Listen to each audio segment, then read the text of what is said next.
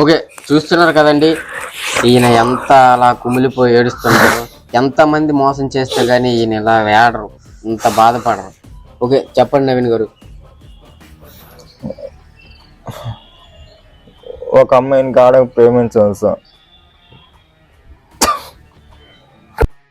కిన్నెర సాని నడక నీకెందుకే అంతటి ఎలక నన్ను దిలేస్తావా కడదాకా చాలా మోసం చేస్తాను సార్, చాలా మోసం చేస్తాను సార్. నాతో ఉండే